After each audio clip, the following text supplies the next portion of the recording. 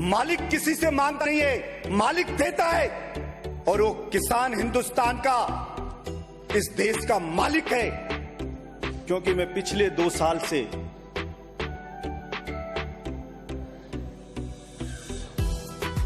राजस्थान के बेरोजगार जवानों के साथ न्याय करने की मांग इस सदन में उठाता आ रहा हूं। राजस्थान के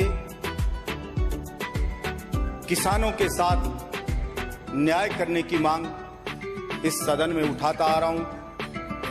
राजस्थान के मजदूरों के साथ न्याय करने की मांग इस सदन में उठाता आ रहा हूं। भर्ती कैलेंडर जारी करने की मांग इस सदन में उठाता आ रहा हूं। लेकिन अफसोस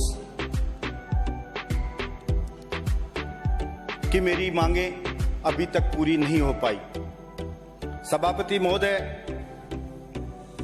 मेरे पिता ने पाकिस्तान के खिलाफ युद्ध लड़ा 1965 में, 1971 में, और 93,000 पाकिस्तानी सैनिकों को हथियार डलवा के घुटने टिकवाए।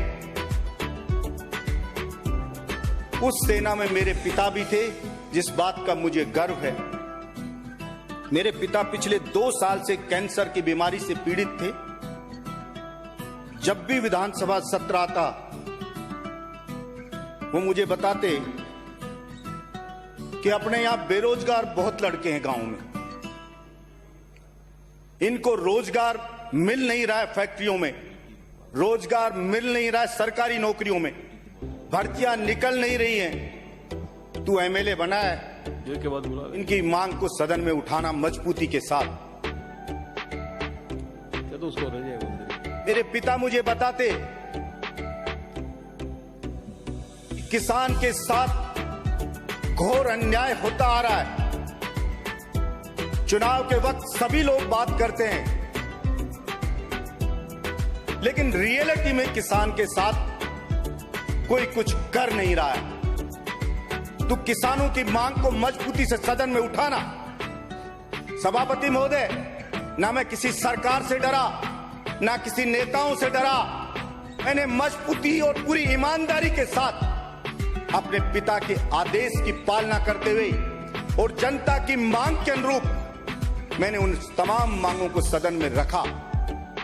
हो सकता है मैं बहुत से लोगों की आंखों की किरकिरी बनाऊं, लेकिन चूंकि मेरा ये धर्म और मेरा ये कर्तव्य बनता है, इसलिए मैंने बेझिझक उन मांगों को रखा।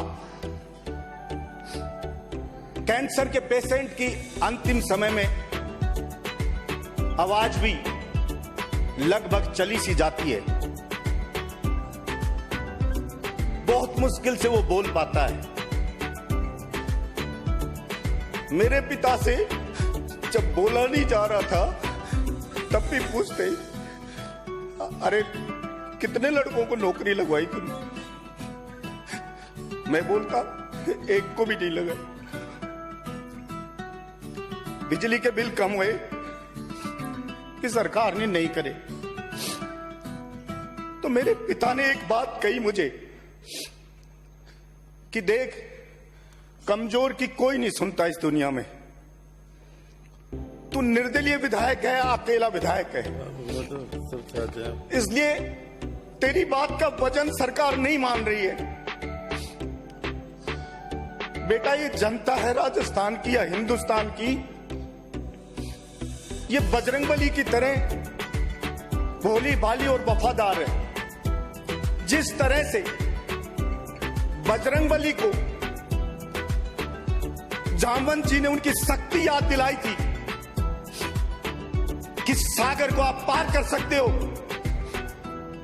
उसी तरह से चाहे तुझे गांव गांव ढाणी जाना पड़े, चाहे सब कुछ अपना बेचना पड़े, लेकिन अपनी आवाज का असर बढ़ा, उसके वजन को बढ़ा और जनता को उसकी ताकत याद दिला, राजस्थान की जनता को। और जिस दिन राजस्थान की जनता ने अपनी शक्ति को पहचान लिया, फिर कोई भी तेरी आवाज को या जनता की मांग को हल्के में नहीं लेगा। मैंने बार बार चिल्ला चिल्ला के कहा कि हिंदुस्तान में लगभग आज की डेट में 23 स्टेट ऐसे हैं जिन्होंने कानून बना दिया ऐसा कि केवल उन्हीं के स्टेट के लोगों को रोजगार मिल रहा है। मेरे राजस्थान के एक भी जवान को रोजगार नहीं मिल रहा है। लेकिन मेरी समझ में नहीं आ रहा कि राजस्थान की सरकार को कौन सी दिक्कत है, वो ये कानून नहीं बना रही है। अरे अगर आप नहीं बनाते हो तो उन 23 स्टेट से भी वो खत्म करवाएं फाउंडेशन। अगर उन्होंने बाउंड कर रखा है तो फिर अकेले राजस्थान के बेरोजगार युवा का गुनाह क्या है। लेकिन मैं नहीं समझ पाता कि सिंपल सी बात भी किसी के क्यों नहीं समझ में आती। सभापति महोदय, किसान, मैं तो कहता हूं वो मांग करता है ना तो भी मुझे अजीब लगता है। मालिक किसी से मांगता